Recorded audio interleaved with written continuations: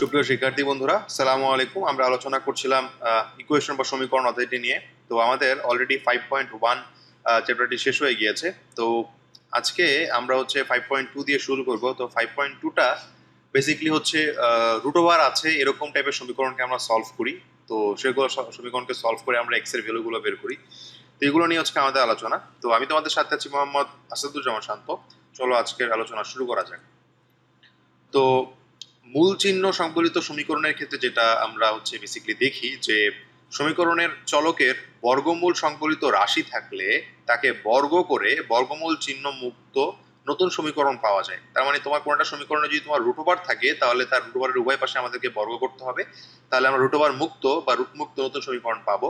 তো ওই যে রুট মুক্ত সমীকরণটা পেলাম সেটাকে যদি আমরা সমাধান করি তাহলে যে মূলগুলো পাই সেগুলো দেখা যায় যে সবগুলো মূল প্রদত্ত সমীকরণ যেটা দেওয়া থাকে সেটাকে সিদ্ধ করে না। মানে প্রত্যেকটা যে রুট পাবো আমরা, সেই রুটের প্রত্যেকটাই হচ্ছে গিয়ে যদি তুমি হচ্ছে সমীকরণে বসাও তাহলে দেখবা প্রত্যেকটার জন্যই কিন্তু left hand side right hand side সমান হবে না। দুই একটার জন্য হবে, দুই একটার জন্য হবে না। তো যেগুলোর জন্য হবে না সেগুলোকে বলা হয় হচ্ছে অবান্তর মূল। তো এই অবান্তর মূলগুলো হচ্ছে গিয়ে আমাদের কিন্তু মূল না, বা এটা হচ্ছে যে অপ্রাসঙ্গিক মূল। তোমাদের হচ্ছে যে আসল মূলগুলো সেগুলো হচ্ছে স্যাটিসফাই করবে ইকুয়েশনটাকে। তো সুতরাং মূল চিহ্ন সংবলিত সমীকরণ সমাধান প্রক্রিয়ায় প্রাপ্ত মূলগুলো প্রদত্ত সমীকরণের মূল কিনা তা অবশ্যই হচ্ছে পরীক্ষা করে দেখা দরকার। তো এই লাইনগুলো কিন্তু তোমাদের বোর্ড বই একদম হুবহু দেয়া আছে। তার মানে তোমরা অনেকে প্রশ্ন করে থাকো যে মূল চিহ্ন সংবলিত সমস্যা যদি আসে সেক্ষেত্রে কি শুদ্ধি পরীক্ষা করাতে হবে কিনা। হ্যাঁ, অবশ্যই তোমাকে শুদ্ধি পরীক্ষা করাতে হবে। এবং মূল বের করা যে কোনো ধরনের ম্যাথই আসলে উচিত শুদ্ধি পরীক্ষা করা, কারণ অনেক সময় দেখা যায় হচ্ছে তুমি যে মূলগুলো পাও সেগুলো আলটিমেটলি আসলেই হচ্ছে কোনো কার্যকর মূল না। তাহলে সেক্ষেত্রে তুমি ওই মূলগুলো নিয়ে যদি ফার্দার কাজ করো তাহলে দেখা যাবে যে তোমার তুমি যে যে যে ইকুয়েশন ডেভেলপ করবা বা যে ইকুয়েশন নিয়ে কাজ করবা সেই ইকুয়েশন আরো ভুল ভ্যালু দিবে। তাই আমাদের উচিত ক্রস চেক করে দেখা যে যে মূলগুলো আমরা পাচ্ছিলাম সেই মূলগুলো আসলে সিদ্ধ করে কিনা সমীকরণকে। তো এই জন্য শুদ্ধি পরীক্ষাটা খুবই জরুরি এই ধরনের ম্যাথ সলভ করার জন্য। যেমন একটা উদাহরণ এখানে দেওয়া হলো। তো এখানে বলা হয়েছে যে root over of 8x plus 9 minus root over of 2x plus 15 equal to root over of 2x minus 6। তো এই ধরনের ম্যাথগুলোতে ফার্স্ট কাজ যেটা হচ্ছে তোমাকে বর্গ করতে হবে। তো বর্গ তুমি চাইলে এখানেও করতে এভাবেও করতে পারো, অথবা তুমি চাইলে এগুলোকে সাজিয়ে নিতে পারো যে তোমার ইকুয়েশনটাকে এত বেশি লম্বা করতে তুমি চাও না, নর্মালি খুব সহজে দুই একটা ধাপের মাধ্যমে তুমি হচ্ছে এটাকে শেষ করতে চাও, তাহলে তুমি একটু এটাকে হচ্ছে সাজিয়ে নিতে পারো। তো এখানে সাজানোর জন্য যেটা ওরা এখানে আমরা এখানে করা হলো কি যে root over of 2x plus 15 কে আমরা হচ্ছে গিয়ে এক পাশে রাখলাম এবং সেই পাশে হচ্ছে আমরা 2x মাইনাস 6 কে নিয়ে আসলাম। আর হচ্ছে গিয়ে আরেক পাশে রেখে দিলাম হচ্ছে root over of 8x plus 9 কে। তো এখন যদি আমরা এটাকে বর্গ করি তাহলে দেখো এখানে চলে আসবে এখানে এটা প্লাস। তো যদি আমরা এটাকে এখানে যদি বর্গ করি, এখানে যদি হচ্ছে আমরা বর্গ করি তাহলে সেক্ষেত্রে যেটা হবে যে আমাদের হচ্ছে এটাকে পুরোটাকে এ ধরলে এ স্কোয়ার, মানে এটার উপরে স্কোয়ার রুট কাটা গিয়ে 2x প্লাস 15 থাকবে। তারপরে এটার স্কোয়ার মানে হচ্ছে 2x minus 6 plus 2 into A into B equal to ডান দিকে রুট কাটা গেলে এখানে থাকে হচ্ছে 8x প্লাস 9। সো পরের লাইনে দেখো, পরের লাইনে আমরা যেটা করলাম আমরা হচ্ছে গিয়ে এখান থেকে হচ্ছে সিম্পলি হচ্ছে যেটা পেলাম এখানে এখানে 2x প্লাস ছিল। সো ফাইনালি যেটা আলটিমেটলি এদিকে হচ্ছে 8x ছিল, এদিকে আলটিমেটলি হচ্ছে 4x ছিল। তো সবগুলো মিলিয়ে আলটিমেটলি আমরা যদি একটু কাজ করি, আমরা সামনের দিকে যদি আগাই তাহলে সেক্ষেত্রে হচ্ছে আমরা দেখবো যে এরকম একটা জিনিস চলে আসে। সো এখান থেকে হচ্ছে আমরা এটাকে যদি আবার পুনরায় বর্গ করি তাহলে সেক্ষেত্রে হচ্ছে আমরা 2x প্লাস 15 পাবো আর এদিকে 2x মাইনাস 6 পাবো ইকুয়াল টু 4x স্কোয়ার। এখন আমরা যদি হচ্ছে এটাকে যদি বর্গ করে ফেলি, এটাকে বর্গ করার পর হচ্ছে গিয়ে আমরা এরকম একটা জিনিস পেয়ে যাই। মানে বর্গ বলতে বোঝাচ্ছে আমি একটাকে দিয়ে আরেকটাকে গুণ করলে বর্গের সূত্র হিসেবে আমরা একটা জিনিস পাবো, সেটা হচ্ছে 4x square plus 18x minus 90। এবার এই 4x স্কোয়ার যদি আমরা বাম দিকে নিয়ে যাই তাহলে কিন্তু এই 4x স্কোয়ার আর 4x কিন্তু কাটা যাবে। তাহলে এখানে থাকে হচ্ছে গিয়ে 18x equal to 90, ultimately x equal to 5।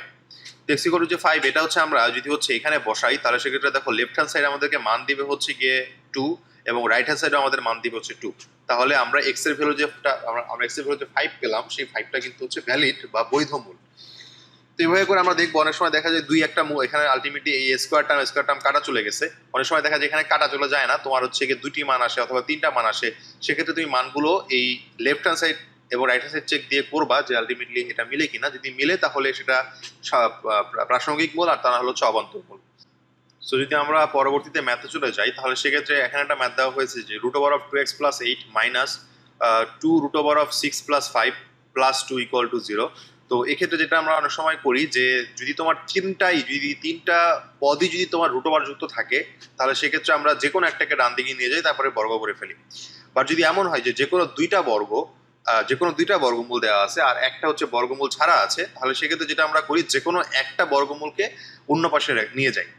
তো দেখো এখানে আমরা যেটা করলাম, আমরা হচ্ছে গিয়ে এখান থেকে এই -2 √(x+5) কে ডান দিকে নিয়ে আসলাম, +2 কে আমরা ডান দিকে নিয়ে আসলাম, তাহলে হয়ে গেল -2। এবার যদি আমরা উভয় পক্ষে বর্গ করে দিই, তাহলে সেক্ষেত্রে দেখো এখানে থাকবে হচ্ছে 2x + 8, আর আমাদের ডান দিকে যেটা পাই 2 √(x+5) কে বর্গ করলে আমরা পাই 4x + 5, আর এখানে 2 কে বর্গ করলে আমরা পাই 4, আর যেহেতু মাইনাস তাই -2ab হবে। তো -2ab সূত্র করে এখানে আসে হচ্ছে 8 √(x+5). এবার যেটা হচ্ছে কথা, এবার যে রুট যুক্ত যে টার্মটা সেটাকে এক পাশে রাখবো আর বাকি সবগুলোকে বাম দিকে নিয়ে যাবো। তাহলে বাকি সবগুলোকে যদি বাম দিকে নিয়ে যাই বা পক্ষান্তর করি, তাহলে আমরা পেয়ে যাই 8 √(x+5), আর এখানে পেয়ে যাই হচ্ছে 5x + 4 × 5 = 20, আর এখানে 4 থাকে, আর এখানে -2x, এখানে চলে আসলে -2x, এখানে +8x +8 এদিকে চলে আসলে হয়ে যাবে -8। এবার আমরা যেটা করবো, আমরা এখানে এটাকে ঠিক রাখলাম, 8 √(x+5) ঠিক থাকলো, এখানে 4x আর -2x থেকে হয়ে গেল 2x, এখানে 20 দেন হচ্ছে -8 আর 4 মিলে হয়ে গেল হচ্ছে 16, আর এখান থেকে যদি আমরা 2 কমন নিই তাহলে সেক্ষেত্রে হয়ে গেল x + 8। 2 দিয়ে যদি ভাগ করি তাহলে হয়ে যাবে হচ্ছে 4 √(x+5) = x + 8। এবারে আমরা উভয় পক্ষে বর্গ করে দিব, উভয় পক্ষে বর্গ করে দিলে বাম দিকে হয়ে যাবে হচ্ছে 16 × x + 5, যেহেতু রুটটা মুক্ত হয়ে গেল, আর ডান দিকে হয়ে যাবে x + 8 এর হোল স্কয়ার, তাহলে হয়ে যাবে x² + 16x + 64। তো এবার আমরা হচ্ছে গিয়ে জাস্ট হচ্ছে 16 দিয়ে x + 5 কে গুণ করে দিলাম, আর হচ্ছে গিয়ে এগুলোকে যদি হচ্ছে একটু অ্যারেঞ্জ করি তাহলে আমরা পেয়ে যাবো এখান থেকে ফাইনালি একটা জিনিস, সেটা হচ্ছে গিয়ে x = ±√16 বা ±4 পেয়ে যাবো। তো দেখো আমাদের এখানে জাস্ট কি থাকতেছে, এখানে এই 16x আর 16x কাটাকাটি চলে গেল, তাহলে থাকে x², আর 64 কে যদি উপাশে নিয়ে যাই তাহলে হয়ে যাবে হচ্ছে গিয়ে 16। তো এখানে আসলে 16 হবে, x হবে না।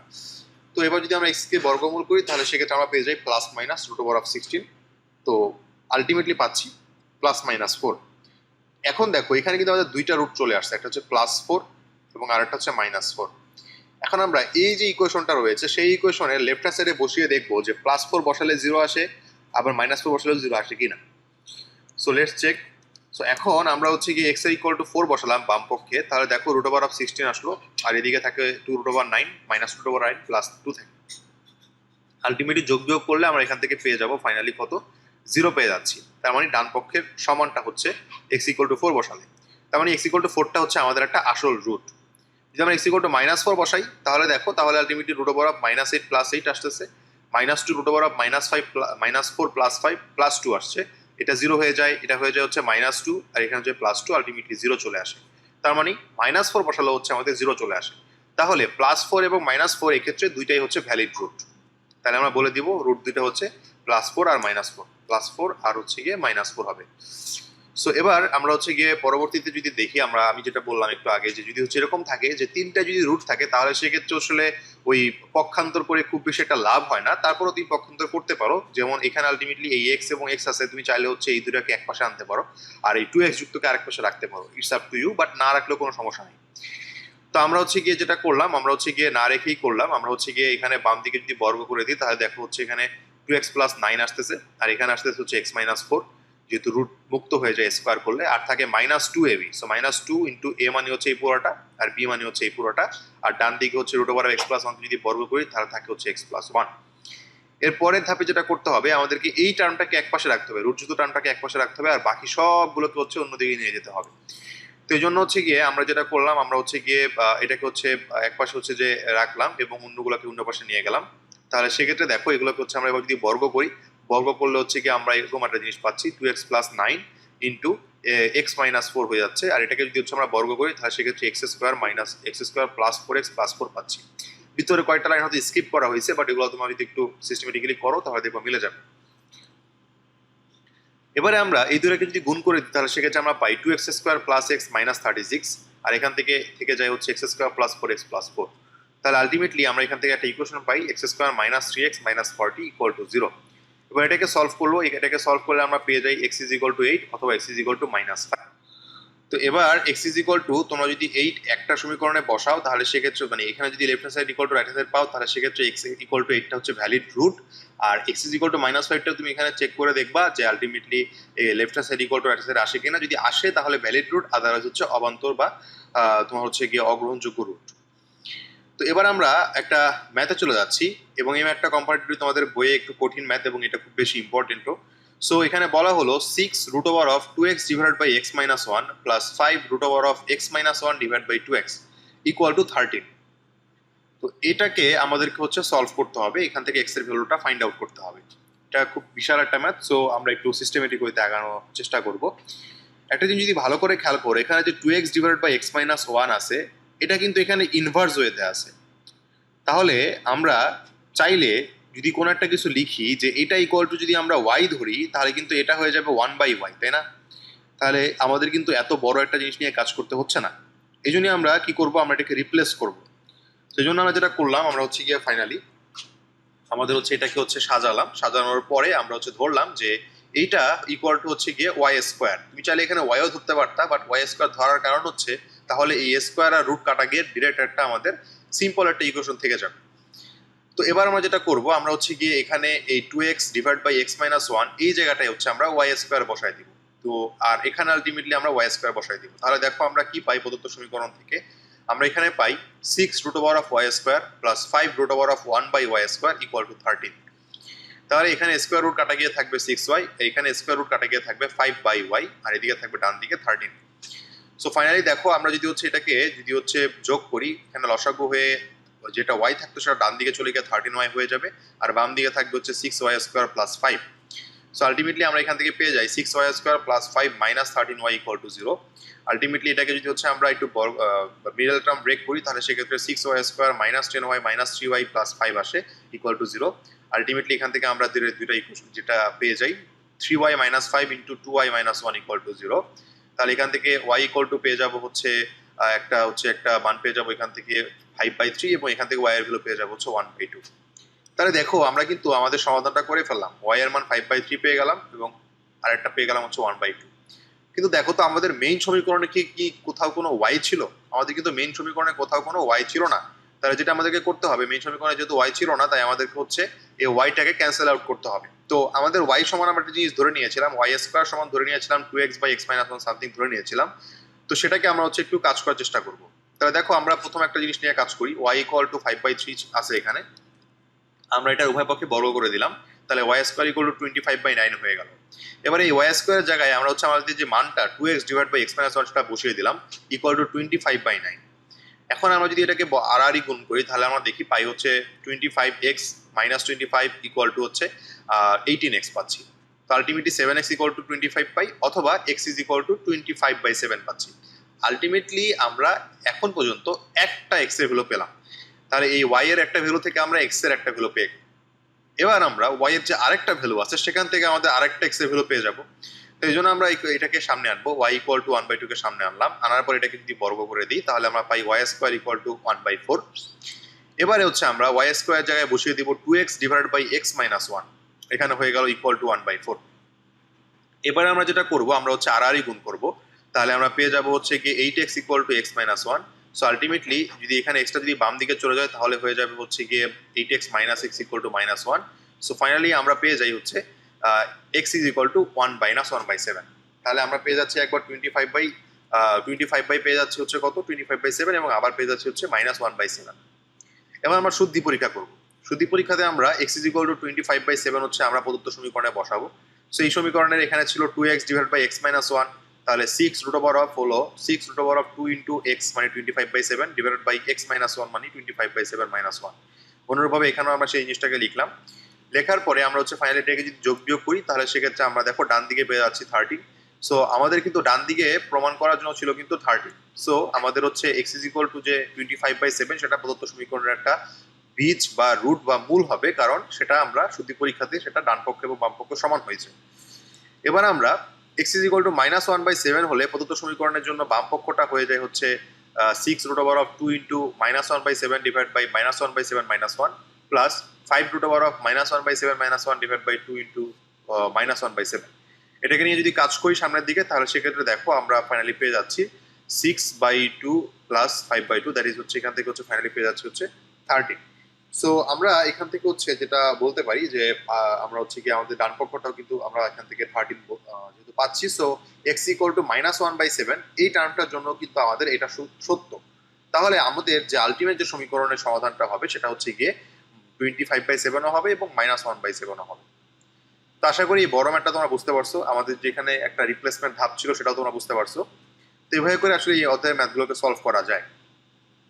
তো তোমাদের উদ্দেশ্যে কতগুলো ম্যাথ থাকবে, তোমরা এগুলো একটু বাসায় ট্রাই করবা। সেটা হচ্ছে √(x+4 plus √(x+11 equal to √(8x+9) এটাকে সমাধান করবা। দেন √(x²-8 plus √(x²-14 equal to 6) এটাকে সমাধান করবা। √(x²-6x+9 minus √(x²-6x+6 equal to 1) এটাকে সমাধান করতে হবে। এবং √(x-1 divide by 3x+2 plus 2√(3x+2 divide by x-1 equal to 3) এটাকে সমাধান করতে হবে। তাহলে দেখো আলটিমেটলি এই যে ম্যাথটা আছে এই ম্যাথটা কিন্তু একটু আগে আমরা করে দিলাম। তাহলে এই দুইটা কিন্তু একদম সিম্পল নিয়মই হবে। আর এই ম্যাথটার ক্ষেত্রে একটা জিনিস তোমাদেরকে ফলো করতে পারো, সেটা হচ্ছে তোমরা চাইলে এখানে x² -6x+3 x²-6x+6 সরি, এটাকে তোমরা চাইলে ওয়াই ধরতে পারো, y² ধরতে পারো। যদি তোমরা চাইলে এটাকে y² ধরো তাহলে তোমরা যেটা পাবা √(y²+3) পাবা, আর এদিকে পেয়ে যাবো হচ্ছে -√(y² ইকুয়াল টু 1। এখান থেকে তোমরা হচ্ছে y এর ভ্যালু ফাইন্ড আউট করবা, সেখান থেকে হচ্ছে y² ভ্যালুটা পাবা, সেই y² ভ্যালুতে তোমরা x²-6x+6 বসিয়ে দিবা, সামথিং পাবা, ওখান থেকে তোমরা x এর ভ্যালুটা ফাইন্ড আউট করবে। এভাবে করে খুব সহজেই কিন্তু এটা করতে পারবা। তাহলে এখানে চারটা ম্যাথই খুবই সহজ এবং এই ধরনের ম্যাথগুলো করলেই তোমাদের আসলে পরীক্ষা এগুলো থেকে আসে ঘুরিয়ে ফিরিয়ে। সো আশা করি তোমরা পারবা। এবং এই ধরনের ম্যাথগুলো হচ্ছে এনডিসিতে যারা হচ্ছে অ্যাডমিশন টেস্ট দিবা তাদের জন্য হচ্ছে এই ম্যাথগুলো খুব বেশি ইম্পর্টেন্ট। ছোট জায়গার ভিতরে অনেক বড় ক্যালকুলেশন করতে হয় বলে তোমাদের এই ম্যাথগুলো হচ্ছে দিয়ে থাকে পরীক্ষাতে। সো তোমরা এই ধরনের ম্যাথগুলো একটু ভালো করে ট্রাই করবা। তো যাই হোক, আজকের মতো এই পর্যন্তই। আমরা পরবর্তীতে 7.3 চ্যাপ্টার নিয়ে আমাদের আলোচনা শুরু করবো। তো সেই ভিডিও দেখার আমন্ত্রণ জানিয়ে আমি এখানে বিদায় নিচ্ছি। ধন্যবাদ সবাইকে।